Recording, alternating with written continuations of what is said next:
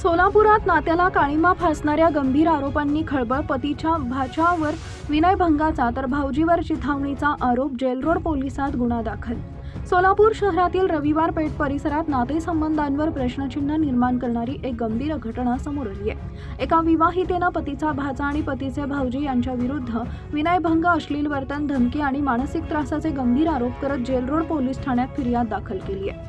या फिर्यादीच्या आधारे पोलिसांनी भारतीय न्याय संहितेच्या विविध कलमांखाली गुन्हा दाखल केला असून प्रकरणाचा तपास सुरू आहे.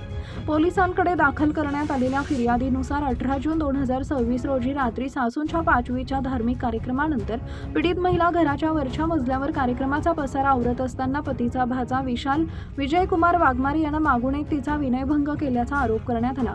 या झटापटीत महिलेचा ब्लाऊज फाटल्याचाही उल्लेख फिर्यादीत करण्यात आला. महिलेनं आरडाओरडा केल्यानंतर घरातील सदस्य आणि पाहुणे घटनास्थळी धावून आले. त्यावेळी पतीचे भाऊजी विजयकुमार उत्तमराव वाघमारे यांनी आरोपीला चिथावणी देत महिलेविषयी अश्लील आणि आक्षेपार्ह भाषा वापरल्याचा गंभीर आरोप देखील फिर्यादीत करण्यात आला. उपस्थितांनी हस्तक्षेप करून वाद शांत केल्याचंही तक्रारीत नमूद आहे. घटनेनंतर धार्मिक विधी सुरू असल्यामुळे तात्काळ पोलिसात तक्रार करण्यात आली नाही. त्यानंतर 19 जुलै 2026 रोजी जेलरोड पोलीस ठाण्यात लेखी फिर्याद दाखल करण्यात आली आहे. त्यानुसार पोलिसांनी भारतीय न्याय संहितेच्या कलम 74, 75, 1, 79, 352, 45 आणि 35 अन्वये गुन्हा नोंदवून पुढील तपास सुरू केला आहे.